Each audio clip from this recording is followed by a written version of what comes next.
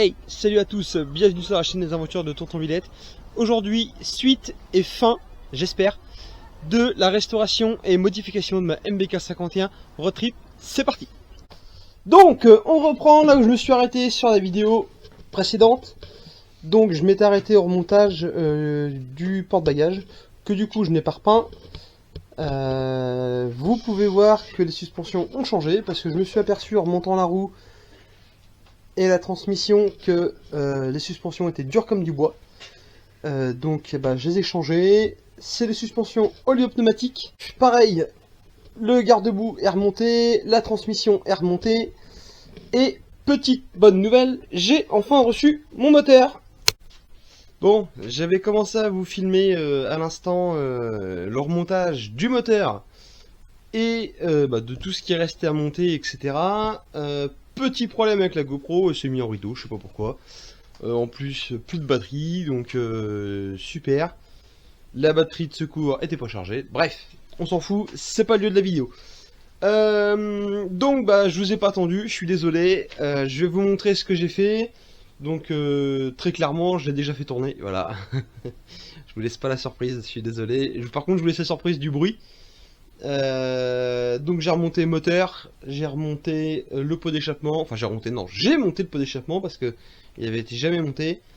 Le carbu est monté. Je me suis aperçu hier soir que j'avais une petite fuite au niveau du robinet d'essence, donc j'ai remplacé. Enfin j'ai démonté, j'ai nettoyé et là normalement ça a l'air d'être bon, donc tant mieux. Donc là j'allais m'attaquer à la pose du radiateur parce que oui je vous dis que je l'ai fait tourner. Mais je l'ai pas fait tourner entièrement, je n'ai même pas commencé à le roder. J'ai juste simplement démarré quelques secondes pour être sûr qu'il démarre, parce qu'on sait jamais, on peut avoir coupé un fil au montage ou au démontage. Donc le moteur est remonté, il a tourné quelques secondes, comme je vous le disais. Voilà. En plus ça a permis de voir si le pot était bien étanche au niveau de la pompe, que je vous montre tout de suite. Voici le résultat de la mob. Une fois le moteur monté, voilà, le moteur il est monté. Le pot d'échappement à pompe, donc comme je vous disais, je regardais si ça fuyait pas à ce niveau-là. Ça, pour l'instant, ça n'a pas l'air de fuir. Voilà, le petit pot Gencode monté. Je pense qu'avec le carter et tout fini, ça va être déjà joli esthétiquement. Et j'espère que au niveau des performances, on sera pas mal. Donc je vous le rappelle, hein, c'est un 49.9 MBK 51 d'origine. Donc c'est le MBK 512, hein, c'est inscrit sur le cylindre. Je vous le montrerai tout à l'heure. Carbu de 15, polon. Voilà, rien de très ouf en termes de préparation. Voilà, juste un petit peu d'amélioration. Comme je vous le disais, je ne cherche pas la performance de la vitesse. Moi je vais partir en road trip avec, donc je vise pour ma remorque 60 km/h chargé. Donc sur du plat, hein, forcément, quand on va aller dans les côtes, dans les Alpes ou même dans les côtes, dans certains villages qui sont très pentus, je vise pas des vitesses de malade. Tout ce que je veux, voilà, comme je le disais, c'est du couple, pouvoir passer partout. J'ai monté la platine de boîte à kick, elle est montée dessus. Il me semble que je l'ai déjà dit dans la vidéo avant que la GoPro merdouille. Et puis donc là le kick va être installé bientôt quand je vais le recevoir. Donc voilà. Allez, là on va poser le radiateur. Que voici. Voilà, donc radiateur MBK 51. Alors c'est soi-disant un Polini que j'ai acheté des neufs. Bon peut-être, hein, mais il n'y a aucune inscription Polini. Donc bon, on s'en fout, hein, j'ai pas payé très cher. Je l'ai payé 70 €, voilà, pour ceux que ça intéresse, neuf. Donc c'est pas très cher hein, pour un neuf. J'ai été obligé de faire une petite patte de fixation parce que je voulais pas acheter un truc je ne sais combien. Donc vous voyez, c'est simplement un fer plat que j'ai tordu, hop, un petit coup de soudure ici et on n'en parle plus. Donc il y a plusieurs trous parce que en fait je me suis gouré dans les mesures, hein, tout simplement. Mais en soi, ça fonctionne. Donc on va voir, on va l'installer ensemble. Donc le radiateur est posé. Il est fixé ici et ici. Voilà. en fait, c'est les fixations des bobines externes. Sur certains cadres, on avait les bobines externes qui venaient ici. Et en fait, bah, j'ai déjà 2 trous, je me suis juste repris dessus, sur ma patte, etc. Donc ça bouge pas trop, voilà, ça vibrote un peu, mais pas plus que ça. Je vais faire l'installation des durites, et après on verra pour venir y mettre éventuellement un ventilateur. Alors soit qui va pousser l'air de ce côté-là pour forcer l'air à sortir, enfin l'air chaud à sortir, soit en extracteur, c'est-à-dire que je vais le placer ici, tourner à l'envers pour qu'il aspire de l'air pour la sortir. Je pense qu'on va garder cette configuration là pour 2 raisons. Déjà, il y a plus de place derrière que devant, et j'ai peur que si je le mets devant, quand il n'est pas en fonctionnement, il freine un peu le passage de l'air, donc un moins bien refroidissement. Que s'il est derrière, l'air passera éventuellement quand même, et puis bah, ressortira un peu comme il peut. Donc je pense qu'on va privilégier le montage derrière. Petite chose que je n'ai pas dit aussi sur le moteur et le carburateur. Bon, ça peut paraître insignifiant, mais je mets toujours un petit filtre à essence comme ça. Donc là j'ai monté un radiateur, j'ai monté ma première durite.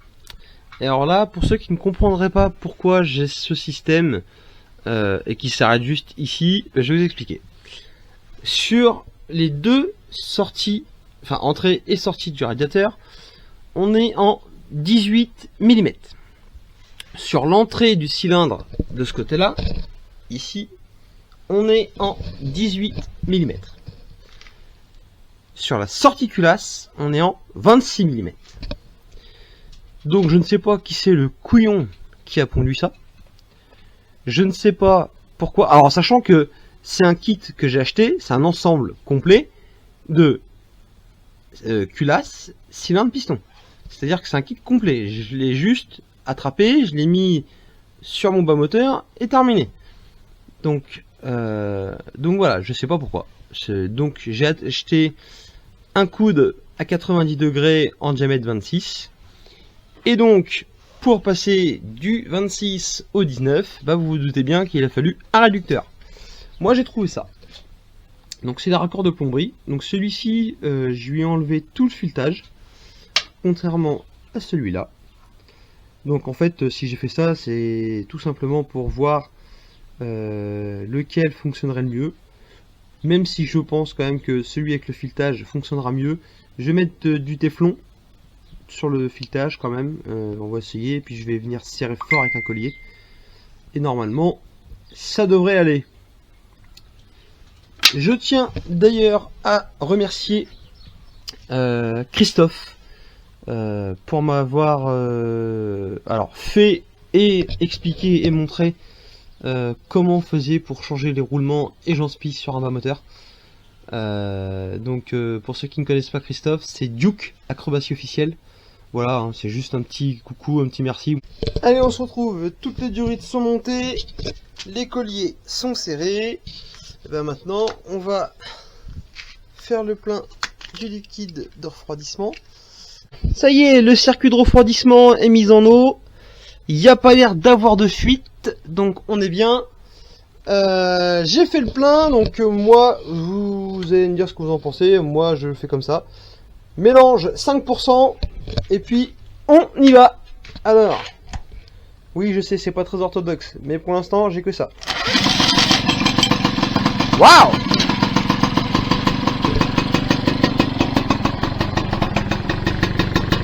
Bon, ça fume un peu, normal. La ralenti est un petit peu bas, mais ça y va, hein. Alors comme vous avez pu voir, ah bon bah la calée. Les câbles et les gaines ne sont pas encore passés. Bon, et bien 30 minutes plus tard, toujours pas de fuite. Ça coule pas, il n'y a pas de fuite du tout. Le niveau n'a pas bougé, donc là je vais monter les câbles et gaines pour le carbu. Et puis après, bah on va pouvoir la démarrer, voir s'il y a un petit réglage carbu à refaire, etc., etc. Puis après, bah rodage. C'est parti, c'est le moment, c'est l'instant. Préparez les épices. Non, je déconne, on fait pas un couscous. On va démarrer le moteur Et on va le démarrer pas n'importe comment, puisque nous, on le démarre à la visseuse Parkside. Parce que je peux vous jurer qu'il n'y a rien de mieux que la visseuse Parkside. Donc, je fais pas de pub, hein. Attention, je gagne rien. Mais je m'appelle Side. Parkside. Pour ce faire, je vous présente mon père. Voilà. L'ancien. Allez, vas-y, je te tiens les gaz. Waouh!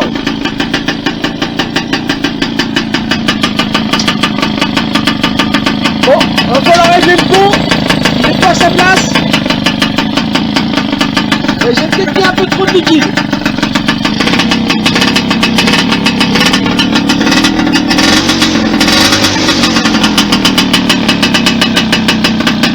Donc, nous voilà enfin réglés. Donc, le ralenti est stable et à bonne hauteur. Le pot est correctement monté. Alors, vous voyez par contre, le problème de graisser fort, c'est qu'on a des taches d'huile. Bon, c'est pas très grave, hein, c'est juste le premier plein qui va être pour faire un bon rodage. Après, on va redescendre en huile, ça va aller tout de suite mieux. Donc voilà. Comme je vous avais parlé, je vais poser un radiateur, donc en extracteur d'air. Je vais vous montrer ça tout de suite, ce que j'ai pris. Donc le ventilateur, le voilà. Donc là, de ce côté-là, il souffle l'air par là, donc il aspire l'air ici et la restitue par ici. C'est un ventilateur de PC pour le moment. C'est juste pour un petit peu voir les différents paramètres que je pourrais obtenir si je le mettais, etc., etc. Donc je vais vous faire un petit test, le test de la feuille de papier. Donc là on voit qu'elle bouge pas, bon un tout petit peu parce que je suis en extérieur, la porte du garage ouverte. Mais là voilà, c'est flagrant. Quand je l'enlève, là c'est flagrant. Et alors le plus flagrant, c'est quand je la passe derrière. Voilà, elle se fait aspirer littéralement. Donc voilà, pour vous expliquer le principe, le radiateur va être ici. Le ventilateur va aspirer l'air du radiateur pour l'extraire derrière lui. Donc normalement on devrait obtenir un meilleur résultat sur le refroidissement. En tout cas je l'espère. Bon, et c'est un échec cuisant. Je vous rappelle ici, petit bouton on-off pour actionner le ventilateur. Je vais actionner, vous allez voir. Voilà, j'ai actionné. Il ne passe rien. Que dalle. On va regarder le multimètre si le jus arrive ici déjà. Parce que si le jus n'arrive pas, on a pas l'air con. Donc, comme je disais, je sais pas si on m'a entendu. Ça marche pas. Donc voilà, pourtant, quand j'avais essayé une fois, ça avait fonctionné. Mais c'était pas celui-ci comme ventilateur, c'en était un autre. Donc je vais vérifier mes branchements, vérifier que j'ai bien du jus qui arrive ici. Et puis après je sais pas trop. Voilà. Donc je vais regarder tout ça. Et puis comme je vous dis, moi je suis pas électricien, j'y connais rien. Et je suis déçu parce que j'aurais bien aimé que ça fonctionne, parce que j'ai pas envie de passer par une batterie. Ouais, je suis un peu déçu. La vidéo va se finir ici. Je viens de passer la moitié de la fin de journée à chercher sur internet un peu comment je pourrais faire pour le ventilateur. Donc il faudrait que je mette une diode pour redresser le courant. Donc là on est samedi soir, je vais rien trouver avant au moins lundi. Donc je vais me renseigner, etc. Continuer de chercher une solution. En attendant, prochaine vidéo, donc la partie 3 de la restauration et de la modification de ma MBK51 road trip. J'ai reçu aujourd'hui le variateur Doppler ER3, la boîte à kick. Donc tout ça fera une troisième vidéo, on montrera le vario, la boîte à kick et on fera l'installation de la diode pour voir pour le ventilateur si ça fonctionne. Si ça fonctionne, tant mieux, j'espère vraiment. Ensuite on fera un premier démarrage avec la boîte à kick, ça permettra d'essayer, etc. S'il y a des réglages à faire, mais je pense pas, hein, normalement ça doit démarrer au quart de tour. Ensuite après cette vidéo du montage de la boîte à kick et du vario, on ira faire une balade Donc pas loin de chez moi, à une vingtaine de kilomètres à peine. J'ai un endroit qui s'appelle le Val de Mézé. C'est une côte comme ça. C'est 1,9 km je crois de côte phénoménale. Moi quand je la fais en vélo j'en chie comme un russe. Donc voilà. Ce sera un essai, le crash test. Donc j'aurai pas la remorque. C'est pareil, il faut que je vous fasse la vidéo sur la présentation de la remorque. Et tout ça avant le 1er août parce que je vous l'annonce d'ores et déjà. Le 1er août, je pars en road trip avec la mob, avec ma remorque. Tant pis si c'est pas fini, tant pis, c'est déjà prévu, je pars le 1er août. Donc, bah il n'y a pas le choix, il faut que ça soit fini. Et puis bien sûr, je vais vous filmer toute la partie du road trip, que ça soit la route, par où je passe, les lieux que je visite. Les bivouacs, parce que moi je vais dormir en bivouac, je dors pas dans les hôtels ou dans les campings, etc. Pour moi l'aventure, c'est l'aventure, hein, comme la célèbre chanson l'aventure c'est l'aventure. Et bah on part à l'aventure, la mob c'est fait pour ça, c'est fait pour s'évader, c'est fait. Alors forcément avec une moto ce sera encore plus facile, mais voilà, moi je suis là, j'aime la mob, je préfère la mob, donc je reste avec la mob. Qu'est-ce que je pourrais vous dire d'autre si ce n'est que merci d'avoir regardé la vidéo et bah la suite au prochain numéro.